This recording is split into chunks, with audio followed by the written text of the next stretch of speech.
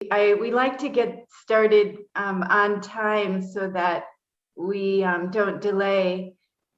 And so I think that I'll just give the brief introduction that once again, I really thank Daniel for getting this organized, and thanks to Joern and his collaborators and Marina for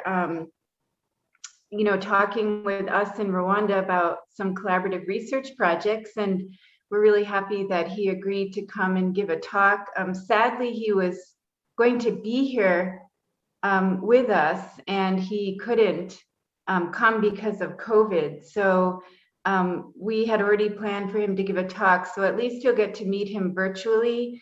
And we do hope that this research project will get off the ground, and it will be a really interesting collaboration among several different institutions, I believe. And of course, landscape restoration is a very important topic and a hot topic right now here in Rwanda. And I'm going to let you introduce yourself, Joern, and your institutional affiliations and all that. But yeah, I've already given you should have access to the screen share. But I just want to remind people here that this is a weekly seminar of the Center of Excellence in Biodiversity and Natural Resource Management. And if you are interested in giving a talk about anything related to biodiversity and natural resource management, we would love to have you give a talk. It can be a finished research project, or as Joern is doing today, it's a concept for a project, and it's a great opportunity to get feedback about projects, and it's a great place to network. So I think that's all I want to say right now, and I'm going to hand it over to Joern now, and then if you have questions, you can put them into the chat, and you can also raise your hand at the end of the talk, and then unmute and speak directly to Joern. So thanks, Joern, and we have all of this remote clapping going on right now as we welcome you to the stage, the virtual stage. Thank you so much, Beth, for the kind introduction. So I'll just start by introducing myself very briefly, I suppose. My name is Joern Fischer. I work at Leuphana University Lüneburg in Germany, which is a small university in the north of Germany, but we have a bit of a specialty in sustainability across the university. So that's one of our focal areas.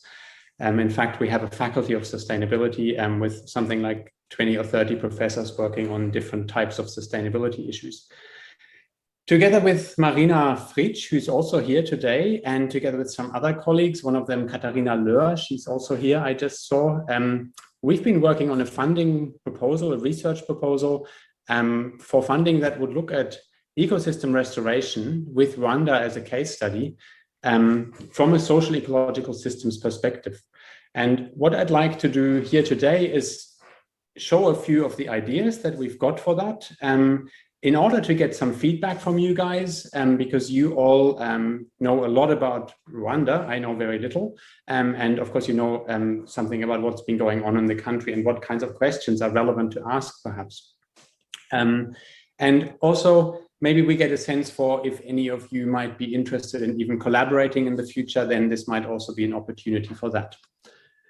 So what I'd like to do today is, first of all, define what I mean by social ecological systems. And because social ecological systems thinking can be very theoretical, I want to spend a fair bit of today actually not just showing the ideas for the future, but also showing some findings from the past, focusing on a social ecological systems research project that I led for the last few years in Ethiopia. So that is not so much because I think those findings are directly relevant to you guys, but more so that you get a sense for what I mean by social ecological systems research. Because of the time constraints, I won't be able to go into all the results in detail, and I won't be able to explain the methods in detail, but I'm very happy to take questions on that at the end. Having explained a bit about this case study from Ethiopia, I then want to shift gears and go to ecosystem restoration and talk about this prospective research project. We hope to submit this funding application within a week or two from now, and basically give you a sense of what we have in mind there, and then get some feedback from you guys so that we have ample time for discussion at the end. So that's the agenda of what I plan to do. I hope to take approximately half an hour with presentation, and then we have lots of time for discussion. A social-ecological systems perspective essentially recognizes that people and nature are interdependent. So people use, modify, and care for the natural environment, but the natural environment in turn gives back to people what's sometimes called ecosystem services, or more recently is called nature's contributions to people. So nature somehow also gives something to people. All of this happens in particular places, like in particular landscapes, but those landscapes are of course tied to other places. So for example, some of the funding, let's think about restoration, some of the funding for particular landscapes might actually come from very remote places, from actors somewhere very far away. Or some people very far away might benefit from certain bits of the environment. So for example, there are lots of people in the world who like mountain gorillas, even though they've never seen one and it's very far away from them. Social ecological systems also change through time. So this is, in short, what a social ecological system is. It's basically complex interrelationships between people and the environment, connected across different scales in both space and time. And like I said, saying that is all very, well, theoretical and potentially vague. So what I'd like to do is put this in context by now jumping for the next 15 minutes or so into a case study in Ethiopia, showing you some of the research that we've been doing there for the last few years, and thereby giving you a glimpse of what kinds of questions one might want to address, taking a social ecological systems perspective.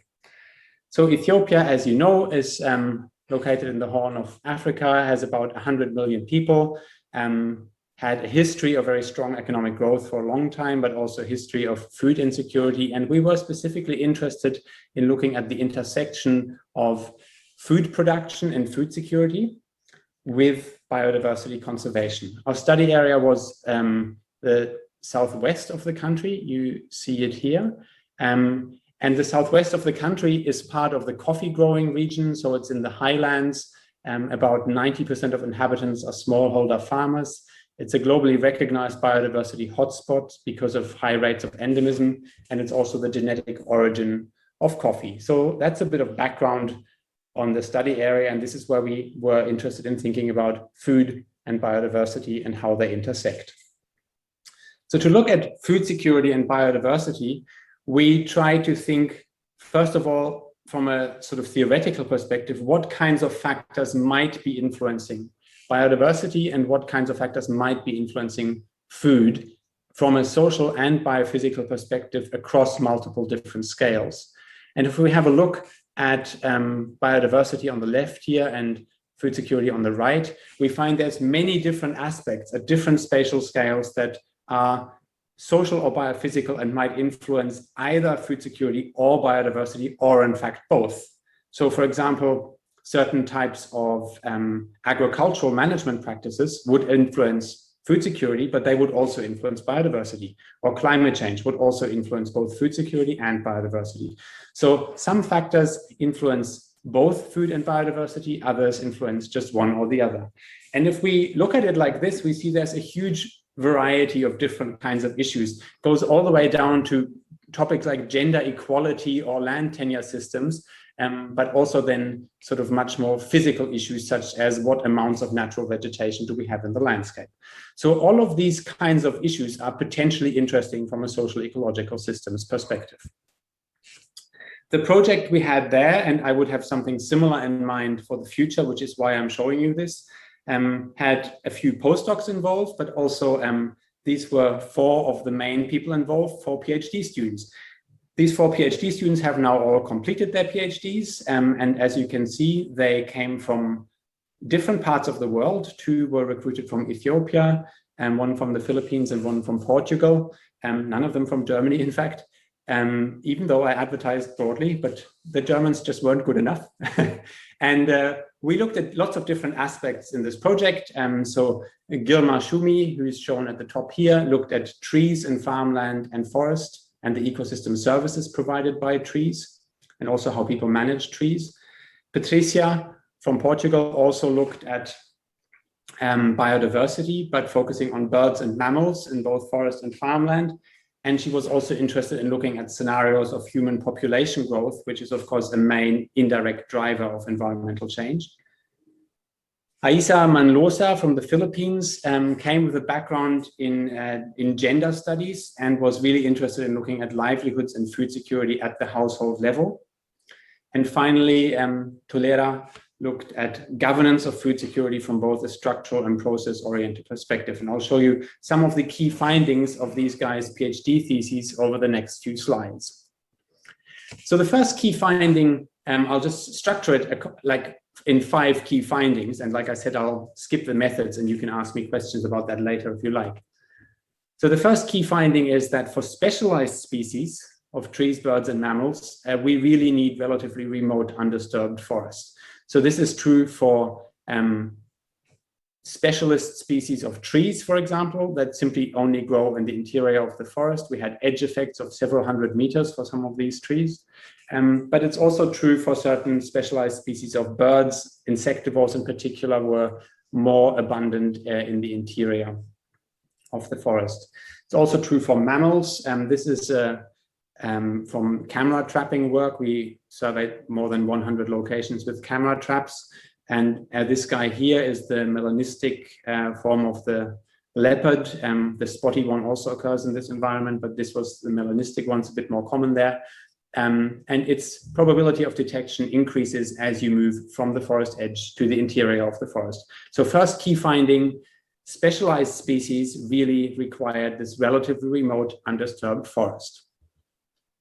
But remote undisturbed forest is part of the landscape, but it's certainly not the only thing that's there in the landscape. About half of the landscape is covered by agricultural land. And agricultural land, as shown in this stylized painting here, is highly diverse and heterogeneous. You find different types of things in the agricultural matrix. You find different types of crops. You find lots of trees grown within the agricultural matrix. You find small patches of coffee plantations shown here. You find some eucalypt plantings. So lots of different things in the agricultural matrix. You could argue that the agricultural matrix is highly multifunctional. And we found that this multifunctionality in the farmland part of the landscape was in fact good for both biodiversity and people.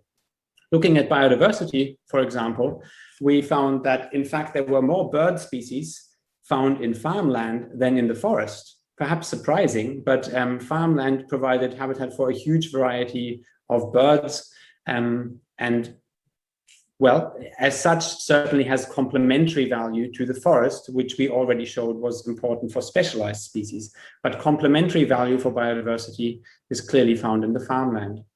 Heterogeneous farmland involves then lots of different crop types and trees in different parts of the landscape and so on, which gives rise to biodiversity. But it's also really useful for people's food security to have this multifunctional landscape. This graph here shows households sorted from the most food secure to the least food secure households. And at the top, we see the most secure households. And the most food secure households, in fact, they were growing different kinds of food crops. Like you see maize, teff, and sorghum is the main 3 food crops here, as well as the 2 cash crops, coffee and chat. So the most food secure households were very much diversified in their farming practices.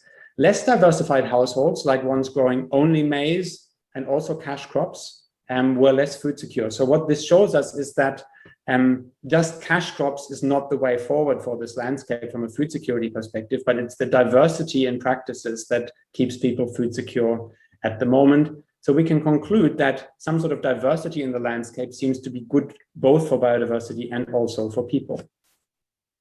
The third main finding was that there were many important ecosystem services that people obtained from the landscape, but there were also some important ecosystem disservices that need to be attended to in the future. So for example, more than 90 species of local trees were used by local people for many different purposes, from house construction to firewood. And people, of course, benefited from coffee in the landscape. So those were some of the key ecosystem services, but disservices included, most importantly, baboons raiding people's crops. So people were losing up to a third or half of their harvest to baboons. And so there was a massive problem with crop raiding in this landscape, and to a lesser extent also with livestock predation, like shown at the bottom right there. So both benefits but also disbenefits from the environment, and these were not necessarily distributed equally amongst different types of households.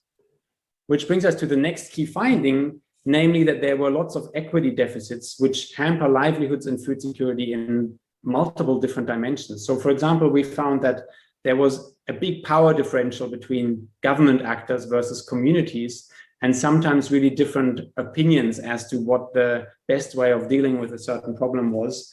For example, government was pushing fertilizer use onto local people, but many local people were not actually able to afford this fertilizer, and even reported that they were gaining less at the other end after having used the fertilizer than they had initially had to lay out in terms of the expenditure on the fertilizer, such that it was basically not a very good equation for them.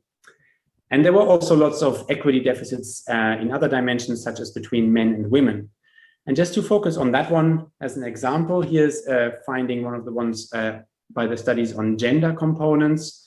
One of the questions that people ask themselves in many parts of the world is how gender gaps can be closed. And often there's a focus on visible gaps. So somehow introducing quotas for women or things like that. In Ethiopia, some years ago, the government promoted some policies that were giving women more rights than they had previously, and that led to enhanced participation of women in the public and private sphere. For example, they were able to participate in certain types of meetings or agricultural training programs where women were simply not allowed before. That led to women being able to demonstrate their knowledge and competence outwardly, such that more people were beginning to recognize that knowledge and competence can be built amongst women, and people were also starting to really see this. So attitudes were beginning to change as a result of that, including amongst men. That then, of course, paves the way for further institutional changes to further close gender gaps in the future. So this sort of perspective is important from the perspective of basically, well, everything in a social ecological system involves people, and this gender perspective is sort of something that runs throughout many of the ecological but also social themes in the system in terms of managing natural resources. The last key finding I want to highlight is on governance. So governance had lots of different problems, and just to show you some examples, I'll show one example of governance challenges in a structural dimension. This here shows a social network analysis of all the different actors involved in food security and biodiversity conservation in this study area. Tulera interviewed all of these actors for about 1 hour each. So if you just count the number of actors here, you figure this is a huge number of interviews that was undertaken here with many, many different stakeholders. And a line between stakeholders shows that there was collaboration amongst stakeholders, between stakeholders. And where there is no line, there's no collaboration. What's interesting is that there are certain aspects that have a lot of links, like between here and here, and certain other bits of the system that have no links. Now, the question is, what are these? And if we look at this in detail, we find that actually there are 3 different districts in our study area, one here, and one here. And these districts have no collaboration with one another. So these districts are disconnected. These districts are also disconnected from one another. This is extremely significant because they're in fact adjacent. They share the same forest partly, but they're not talking to one another. So clearly that's a governance issue that is apparent from this sort of structural network analysis. To integrate some of the findings, we undertook lots of different activities, but I want to show one briefly, and that is the construction of future scenarios. We used this process to communicate with government stakeholders, but also with local community members, what the future might look like for the study area. And we distinguished between 4 different scenarios in 20 years from now that would focus more on developing the cash crop economy or more looking at food crops. And I'll just show the idea here of what these scenarios are good for. So essentially, we can communicate even to illiterate stakeholders what a landscape looks like at the moment, and then contrast it with certain scenarios that emerge from understanding the social ecological dynamics and understanding certain types of trends. So if the trends continue in such a way that, for example, you have a cash crop scenario, it would mean that local people, because they're sick of losing crops to baboons, they are starting to focus more and more on cash crops. Cash crops such as coffee, which is shown in the picture here, but also cash crops such as eucalyptus, which is shown here and here, or chat, a drug that you can chew. And you see this guy had a bit too much. Yeah, so that's what the landscape might look like. And you can think about what are the ecological and social consequences of that. Or you can show it in a different way. What if a major coffee investor were to be given access to the study area, which has happened in some other parts of Ethiopia? The landscape would very much be homogenized, and local people might be queuing up for jobs as day laborers, but maybe they wouldn't be gaining so much in a very equitable way. The coffee investor would gain a lot. Local people maybe wouldn't gain so much. A biosphere reserve is another way how the system might be going. There are adjacent biosphere reserves already in the study area. Or alternatively, especially due to climate change, it might be that more food is grown in the study area instead of the current focus on mixed, diversified environment. So we don't know which of these futures will come true, but when you have scenarios like this, you can discuss them with stakeholders and you can discuss the plausibility of the scenarios, but also the possible consequences for key system outcomes, such as, for example, food security and biodiversity. And you can see that some scenarios are clearly just not very good from many different perspectives. And then it's important to think through, well, what do we need to do collectively as a group of stakeholders in order to steer away from certain scenarios that perhaps nobody actually benefits from, or very few people benefit from. Findings were regularly shared with local communities and with government offices. There's just some pictures from the field where we're explaining findings and getting input in different kinds of contexts from different kinds of people. Stakeholders generally liked the kind of materials also that we left with them, saying here, for example, the distributed scenario materials will help us to remind ourselves and guide our actions and services accordingly. So this came from a local government officer as feedback.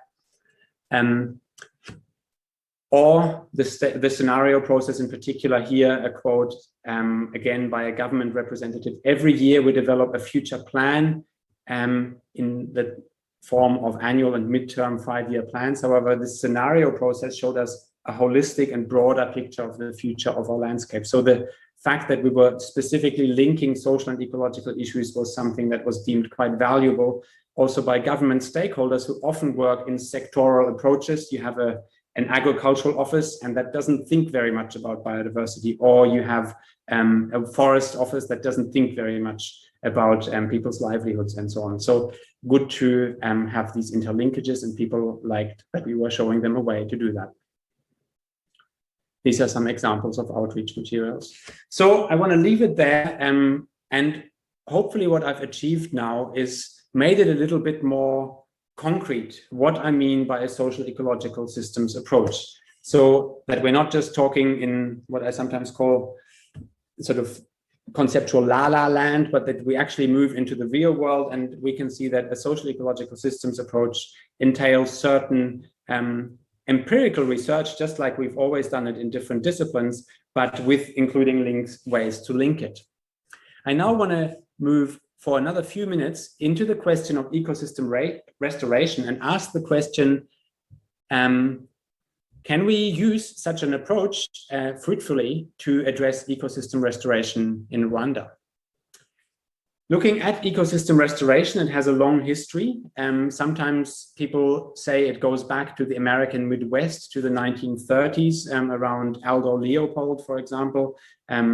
In Wisconsin, some of the first restoration efforts were undertaken to revegetate the landscape. It wasn't until a few decades later that restoration started to become established in the scientific literature. The Society for Ecological Restoration was founded, And with it also 2 key journals in the field were founded, the journal Ecological Restoration and the journal Restoration Ecology. After a rapid rise in citations of restoration as a concept, around 2000, the idea of forest landscape restoration was sort of starting to become a focus. And then partly sparked by the Bonn Challenge, but also before that already with the Great Green Wall, major restoration initiatives started. For example, the African implementation of the Bonn Challenge Africa 100 as an example. Right now, we're in the UN Decade on Ecosystem Restoration. And I guess that's a very timely focus to look at what has already been achieved with restoration and how it can be further improved. And Rwanda is, of course, a fascinating place for that because so much restoration has already been undertaken. And despite that, the way that I and my colleagues read it at the moment, there are still numerous research gaps.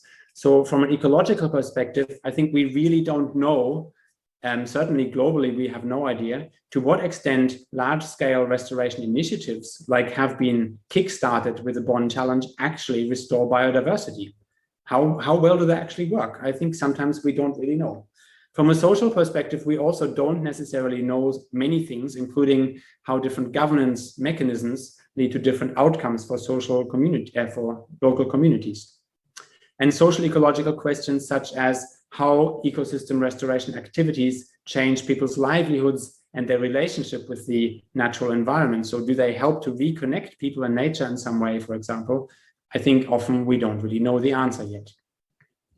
So with those research gaps in mind, we sat together with the colleagues that are listed at the beginning of this talk and came up with a number of sub-projects, SPs in this graphic. And this is now from the funding proposal that we're about to submit to the German Research Foundation.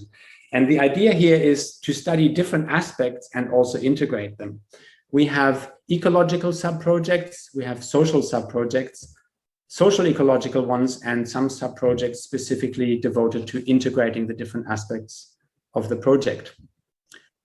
Focusing on just a few example questions, we have some research questions on the ecological side. These are just examples, there are more. How do structure, diversity, and function within restored sites change in response to years since restoration? So what's the actual trajectory of restoration sites after they're being established? How is this modulated by which trees were planted? How have changes in tree cover through time influenced connectivity? And are well-connected sites now hotspots of biodiversity where they perhaps recolonized most successfully? Those are some of the questions one could address. On the social side, some of the questions that one might ask include how equity and justice influence restoration. One can look at how better outcomes in terms of equity and justice coincide with better ecological outcomes. So is there a correlation? And of course, how restoration influences community cohesion, including levels of trust amongst people. So depending on how restoration was undertaken, this could be quite a powerful process for building community cohesion as well, or it could in fact be the opposite and be quite a divisive process. On the social ecological side, key questions include things like, does restoration improve people's livelihoods locally across entire landscapes? Does restoration lead to more diversified livelihood strategies perhaps? And perhaps are restoration sites valued by local people also for immaterial reasons? So especially in places like Europe, we hear a lot about people having connections to landscapes. And of course, people in other parts of the world also have strong cultural connections to landscapes. And so it's an interesting question to ask whether restoration in a modern way can also strengthen people's immaterial relationships to the natural environment. So those are some of the kinds of questions that we're wanting to ask. In addition, of course, there'll be some integration. Now, in terms of collaboration, this proposal is going to be going in within a week or two from now. And then it'll be many months until we find out whether or not it's funded. If we do get funded, we do hope to collaborate. And we've been in touch with Beth, most importantly, I guess, in her function as the director of the Center of Excellence, because it can function as a hub to link with experts who maybe would have a stake or an interest in the kinds of questions we're asking. So some of the ways in which we would hope to collaborate in the future would be to, for example, if it's funded, hire PhD students or postdocs from Rwanda. We'd like to collaborate with some experts on certain particular publications where people have expertise that can really complement what we might know about. And of course, there's also the possibility of co-supervising master's theses that are perhaps written at the University of Rwanda, so that maybe there is a benefit in terms of getting additional input by some researchers from outside. And there could be a focus also on restoration, but perhaps in different ways from what we're studying. So this is my last slide, and then we can move on to discussion. I think that worked relatively well with my half-hour prediction for the duration of the talk. So the overall question that I would like to ask back to you guys is, do you see this could be useful for Rwanda? And are there any particular aspects where you think collaboration would be meaningful? And really any other feedback and comments, questions you might have on anything, including the work in Ethiopia also, is most welcome. Whilst the project proposal is currently going in, as you all know, once a project is funded, there's lots of scope for adjusting questions and doing things slightly differently. So any kind of feedback at this point is very welcome. I'll close the slide now because I want to be able to see more faces. And with that, I'd like to thank you for now. And I don't know if somebody's chairing the questions. Beth, will you be chairing? Thank you so much, Joern. That was really a great presentation. And there were some questions in the chat. I'm going to start going through the questions in the chat, and then I encourage people to continue adding, or you can also unmute and ask questions directly. And I have a couple of questions, but I'm going to wait until I go through everyone else's if there's time. So Providence asked, for the finding about the high bird abundance in farmlands compared to forests, is it true here in Rwanda, or it depends on the nature of crops in the farmland or type of forest? And I actually, if I might integrate, I had a related question, which is maybe a little bit more conceptual. Because sometimes I worry when you say multifunctional landscapes, biodiversity is higher. And, you know, you did show data early on before that to show that there are forest specialist species. So I think what's needed to show along with that information is the amount of overlap in species. Do you find forest species in the farmland? And that I think is the key thing, because otherwise policymakers can take results like that and say, well, let's just make this all multifunctional landscape. So, and we do have Laura Rarangwa here, who did some really great research in Nyungwe, looking at different forest restoration or habitat types in the forest and the bird species, bird communities. And so there are data from Rwanda, but I'd love to hear what you have to say, answering to Providence and more conceptually about, you know, how we talk about biodiversity being high in a farmland. Yeah. So how exactly this is true for Rwanda, I don't know, because I haven't studied the patterns there. So, but I do have let's say a suspicion that there is a general pattern which might hold true, frankly, around the world, in places that are naturally forested. And that's the following, that specialized species, like specialized species of birds, specialized species of trees, absolutely require intact forest patches. And so that is one bit that was also, I guess, the finding number one that I pointed out.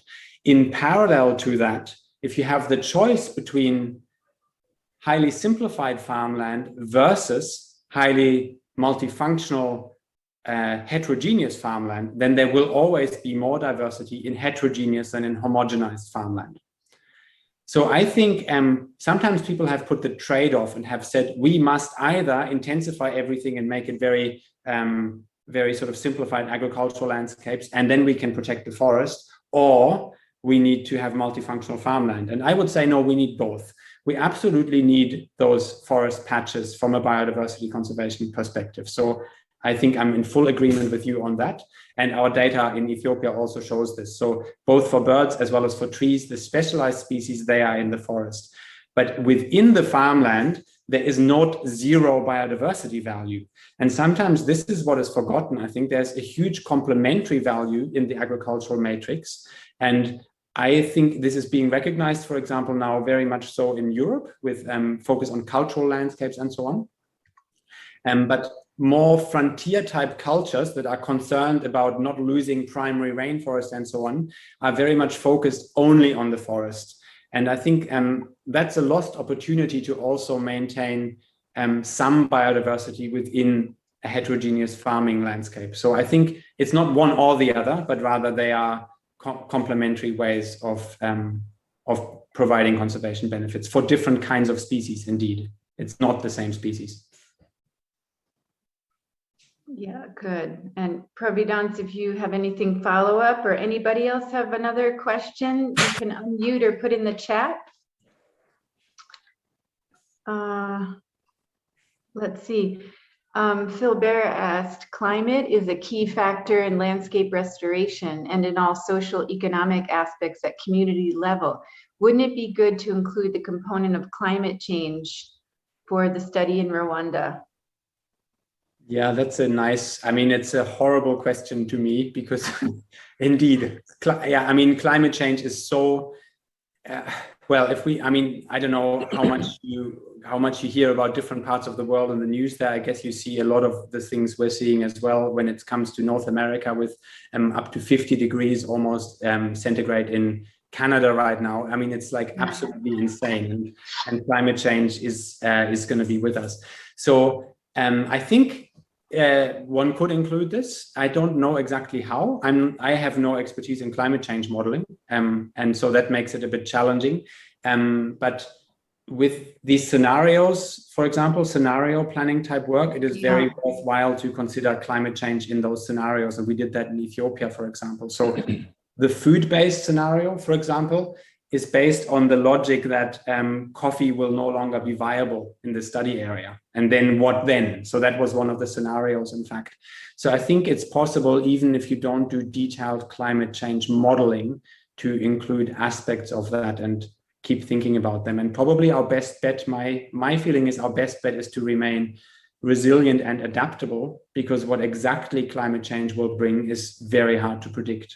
So which means high species diversity and all the things that confer resilience onto communities and natural ecosystems. Good, thank you. While we're waiting for some other questions to be posted, I wanted to ask you how you assessed food security. You showed a graph of the relationship between food security, more diversified, I think it was farmlands Yeah.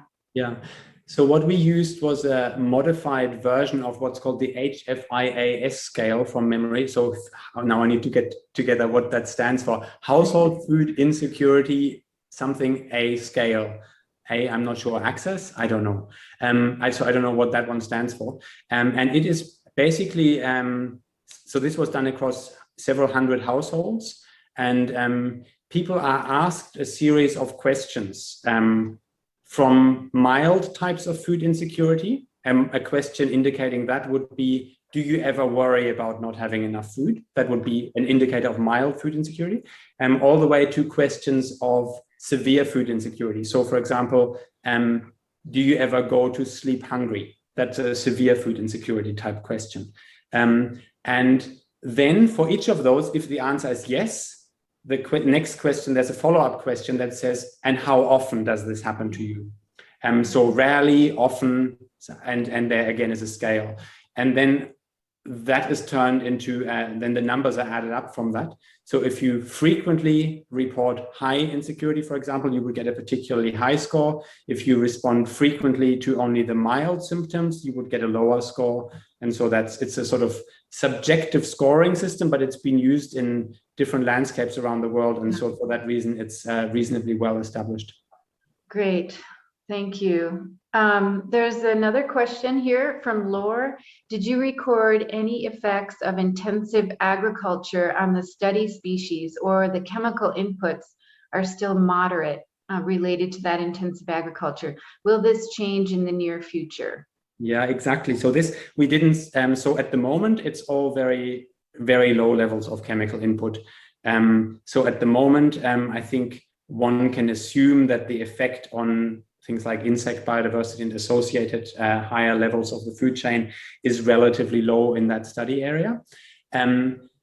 However, the dominant paradigm, I would argue, in Africa, I would argue, as a whole, is the green revolution paradigm of agricultural development. So there is a lot of emphasis on intensifying production for the sake of food security. And we actually analyzed the different discourses on food security around that as well. So access components, which also influence food insecurity, received a lot less attention than availability type components of food insecurity. So growing more. So more food for more people is still the dominant paradigm. And people sort of hope that access issues solve themselves. When in fact, the problem might be different. So in fact, the key problem for food insecurity in our study area was in fact crop raiding by baboons. So when we spoke to households, invariably would say, tell us, what do we do about this baboon problem? That was their main problem. The problem wasn't that they needed to intensify food crops.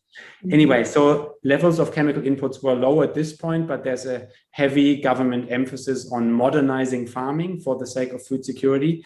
And that way of thinking could in the long run lead to more chemical inputs.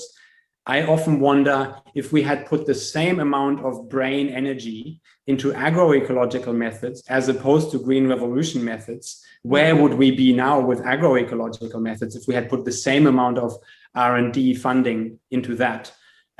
So I guess we just don't have that counter example in the real world, but it's a question that I like to pose. Yeah. Yeah, that was an interesting question. Thank you, Laure. Apollinaire asked, he made a comment, restoration efforts are very relevant in agricultural landscapes in Rwanda. Linking restoration and livelihoods of smallholder farmers is key. So maybe that's a comment on the model and the conceptual diagram for the work you hope to do here in Rwanda. Providence had another comment or question here. My other concern is about evaluating how restoration initiatives have had an impact on community livelihoods. Will it be looking at completed work or ongoing work? Because it takes time to see how the planted tree has reduced soil erosion, for example. Yeah, I agree. And this is, I mean, that's a real challenge in the sense that well, we can also just wait 20 years and then we really know, but that's sort of not an option, right? So it's a real challenge. So I think that is one of the reasons why Rwanda is an interesting case study, because some places the restoration is already, there are places where it's already been quite a few years now. So what that means is in such a project, we would definitely want to sample a mixture of recently restored sites and sites that have been restored a long time ago or a much longer time ago, and then look at the differences. So I think it is very possible that initially, for example, there are costs to restoration, but then in the medium term, it might turn into benefits, or it might not. But that's exactly the sort of research question that we would be looking at, yes. Good. And then Lisa Dale had a question. In Ethiopia, are farmers free to plant any crops they like, or do agricultural policies require them to grow certain species, as in Rwanda? Okay, interesting. I didn't know this about Rwanda. I'm learning about Rwanda still. In Ethiopia, people are mostly free to plant what they want. However, there are certain situations where people are very much encouraged to plant exactly what their neighbor planted, so that there can be coordination in harvesting and things like that. So in that case, they're not free. If they're a local agreement, and I don't know at what government level that is decided, but some places, if everyone plants maize in adjacent fields, so it ends up like one large maize field, even though it's owned by maybe 10 different smallholder farmers. Otherwise, people are free to choose. What we found is that the first crop of choice is initially always maize, but not because maize is the preferred food, but because it's the sort of safety asset. So the calorie output per unit area is high in maize. So that's the first thing you grow if you don't have much money and much land. But culturally, the preferred food is actually teff. So people like to grow teff whenever they can. But it's almost every rich family basically will grow both teff and maize, but some of the really poor people would grow only maize because they don't have enough land. And then in terms of calories, it's more meaningful to have maize. Oh, great. Thank you. Thanks for that question, Lisa. Apollinaire also made another comment here. While farmers are waiting for trees to grow and generate benefits, it's important to offer them other livelihood options. And I know I've seen some research findings related to that showing that, it takes something to get farmers to invest in a longer term, in a change or a longer term investment like a tree, rather than the short term, especially when they're living on the margins or very vulnerable. Yeah. And Adrian had a question. I'm wondering how alternative scenarios are created. Are they formulated from current practices or government strategies, or are the ideas from stakeholder meetings included in the scenarios? Yeah, so they are absolutely based on stakeholders. And I'm just looking whether I have a slide easily on hand, but the answer is I don't. I do, but not super easily. So I'll try without, and if you really want more, then I'll show a slide in a minute. What happens is that, so it's fully stakeholder based. And when I say fully stakeholder based, in this case, I think we spoke with more than 30 different stakeholder groups. So from let's say rural women to district government. So every one of them initially separately, and then later on in joint workshops. So separately initially to take away power imbalances between the different groups. If you bring them all together at the same time, you have certain groups dominating over others.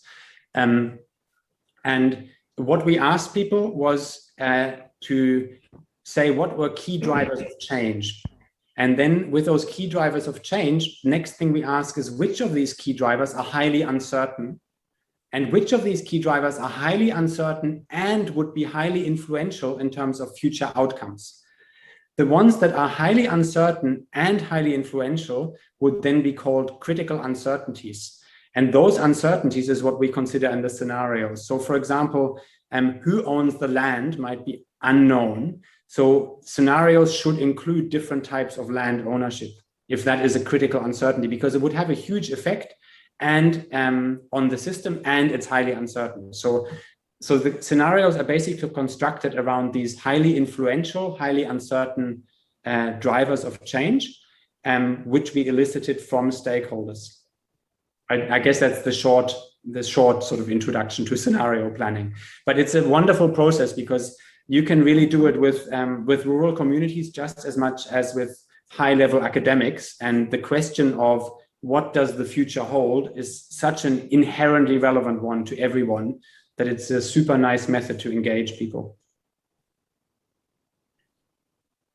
Yeah, thank you. Other questions or comments? I see Apollinaire also had a comment here. Alternatives are created in collaboration with farmers themselves. These could include promotion of value chains for their food crops, livestock, seed money for loaning and saving schemes, provision of fruit trees.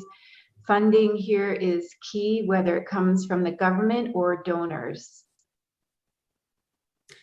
Yeah, I mean, that's, I guess, more a comment than a question, but yeah. I agree with all of that. And studying those kinds of things, I think, is also really important to know what worked well. So what really works for people, what kinds of, and where are the biggest barriers maybe? So if you really want to change your farming system to include more of an agroforestry type system or something, like, where's the barriers? What is it? Is it that you don't have access to seedlings, or you don't have access to finance, or is it access to land or labor, or where are the shortages so that can be resolved? So I think studying those things is really really critical. So I very much agree. And in a largish project like what we hope to do, it's worthwhile to revisit many of these kinds of questions if it actually gets funded, and see how it can be weaved into the existing fabric of sort of broader questions, I guess. Some of these are then quite detailed questions,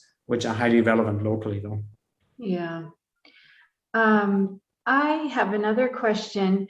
I think you did mention that there are biosphere reserves around your site in Ethiopia, and I'm wondering if you experienced or observed, some ways that those biosphere reserves were functioning in terms of, the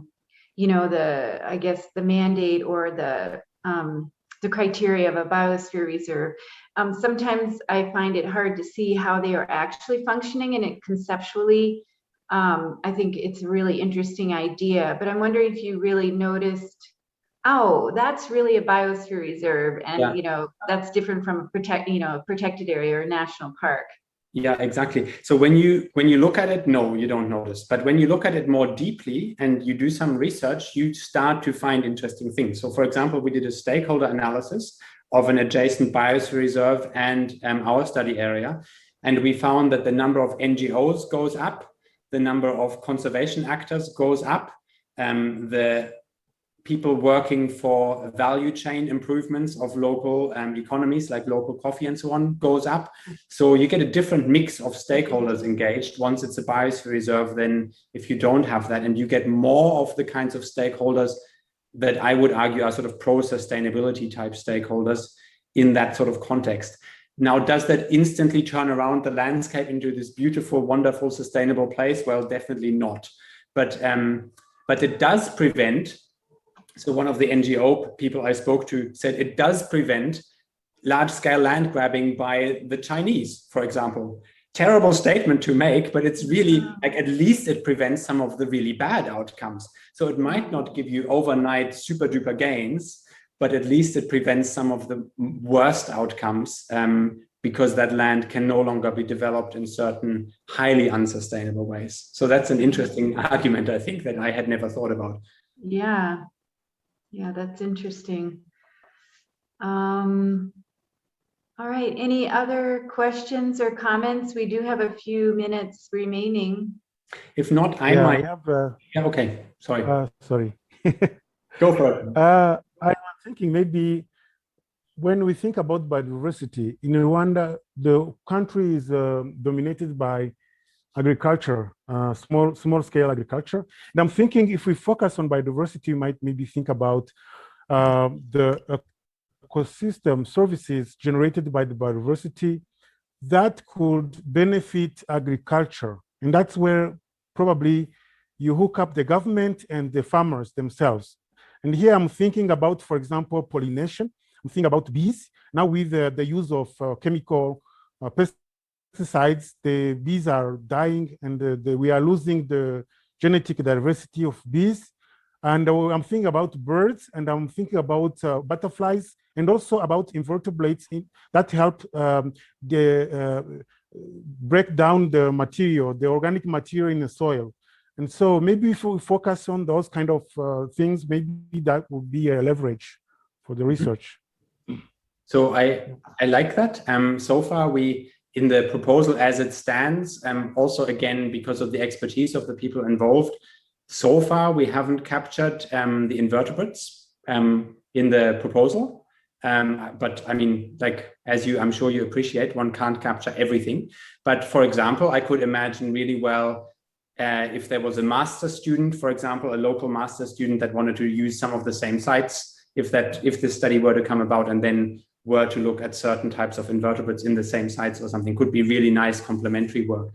So that's what I'm kind of trying to say overall, is that if a nicely designed larger study comes through, one can also use it as a platform to jump on and add to it. It's easy to add to an existing good idea, much easier than to sort of build something from scratch every time. So Yeah, definitely good ideas, and I totally agree about the way of getting buy-in that way with ecosystem services. Definitely. So trees are a part of that as well, right? Tree-based services, there's a lot that are immediately economically sensible for local people. Okay. Any other questions or comments for Joern? Yes. Thank you so much for your nice presentation. I was following it. I was really enjoyed. But there is some things that I wanted to know about the Ethiopia. You targeted one region, and I would like to know if that region is bigger than Rwanda or smaller than Rwanda. Interesting question. Yeah, it is. So also with Rwanda at the moment, we have thought to stick to the west of the country in terms of studying restoration aspects, not because the east is not also interesting or the south or whatever, but rather because when you deal with, there's always this trade-off. Once you have big biophysical gradients in climate and vegetation and so on, and also livelihoods, then it becomes difficult to compare outcomes. So that's if one had infinite amounts of time and money, one can include all gradients, right? One can study the whole world, but from a reality perspective, often one has to sort of focus a bit. So the study area, if you took the west of Rwanda, that would be approximately a similar kind of study area size to what we had tackled in Ethiopia. And how the population community are scattered in the mountains, or they are living together? A bit of both. So you have at some point in the, I don't know, 80s or 70s, the Ethiopian government had a villagization program where they tried to move people away from scattered households into like little small towns. So in some places you see the outcome of that and you actually have little villages, but in many other places, especially along the roads, this is the case. But in other places you have very much scattered households throughout the hills. So you basically walk a few hundred meters and you come across another little hut, and you walk another few hundred meters and you come across another hut, and so on. So yeah, so it's a mixture, but it's very much of it is still very scattered. Oh, okay, thank you so much. Thank you.